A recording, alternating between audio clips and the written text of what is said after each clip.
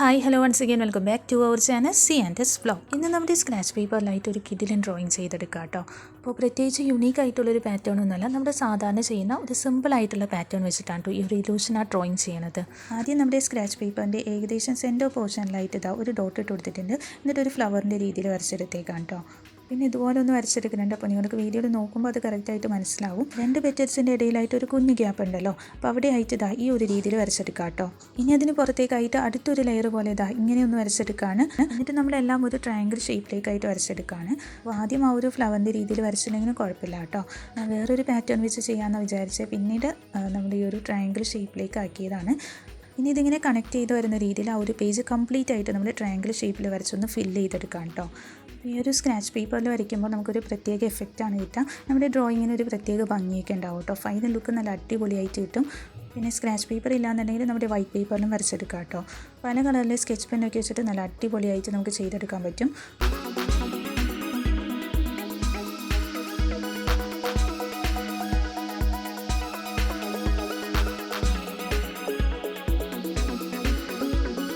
ഓരോ ട്രയാങ്കിൾ ഷേപ്പിനുള്ളിലായിട്ടും ഒരു പാറ്റേൺ വെച്ചിട്ട് നമുക്കൊന്ന് ഫില്ല് ചെയ്ത് കൊടുക്കണം.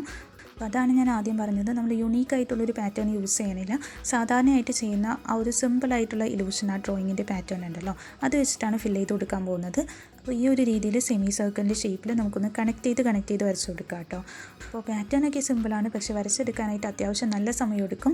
നമ്മൾ പെട്ടെന്ന് കംപ്ലീറ്റ് ചെയ്യാൻ പറ്റുമെന്നൊക്കെ വിചാരിക്കും, പക്ഷേ അത് അത്യാവശ്യം നല്ല സമയം എടുത്താണ് കേട്ടോ കംപ്ലീറ്റ് ആക്കിയത്. പിന്നെ ഇങ്ങനെ വരച്ച് കൊടുക്കുമ്പോൾ ഒരു സെൻറ്റർ പോർഷൻ എടുക്കുകയാണെന്നുണ്ടെങ്കിൽ ഇങ്ങനെ കംപ്ലീറ്റ് നമുക്ക് ആ ഒരു സെൻറ്റർ പോയിൻറ്റിൽ നിന്നായിട്ട് തന്നെ ഒരുപാട് ട്രയാങ്കിൾസ് വന്ന രീതിയിലുണ്ടാവില്ലേ. അപ്പോൾ അവിടെ നിന്ന് തന്നെ വരച്ച് കൊടുക്കുകയാണെങ്കിൽ കുറച്ചുകൂടി നല്ലൊരു പാറ്റേണിൽ കിട്ടും. അതിൻ്റെ ഫൈനൽ ലുക്കും നല്ല അടിപൊളിയായിരിക്കും കേട്ടോ. അപ്പോൾ ഇവിടെ നമ്മൾ അതുപോലെയാണ് ചെയ്യുന്നത്. ഒരു സെൻറ്റർ പോയിൻ്റ് എടുത്തിട്ട് അതിന് ചുറ്റുമായിട്ട് വരുന്ന ട്രയാങ്കിൾസ് ഉണ്ടല്ലോ, അതിനെ ഒന്ന് കവർ ചെയ്ത് കൊടുക്കാം കേട്ടോ. അങ്ങനെ ആ പേജ് കംപ്ലീറ്റ് ആയിട്ടൊന്ന് ഫില്ല് ചെയ്ത് കൊടുക്കണം. അങ്ങനെ ലാസ്റ്റ് നമുക്ക് ഫൈനൽ ലുക്ക് ഇതുപോലെയാണ് കിട്ടുക. അപ്പോൾ നല്ല അടിപൊളിയായിട്ടുള്ളൊരു ഇലൂഷൻ ഡ്രോയിങ് ആണ്. അപ്പോൾ നിങ്ങൾക്ക് ഇഷ്ടമായില്ല എന്നുള്ളത് കമൻറ്റ് ചെയ്താൽ ഇഷ്ടമായിട്ടുണ്ടെങ്കിൽ ഒന്ന് ലൈക്ക് ചെയ്യാം കേട്ടോ. ചാനൽ സബ്സ്ക്രൈബ് ചെയ്യാത്തവരുണ്ടെങ്കിൽ ഒന്ന് സബ്സ്ക്രൈബ് ചെയ്യണേ. Thank you for watching.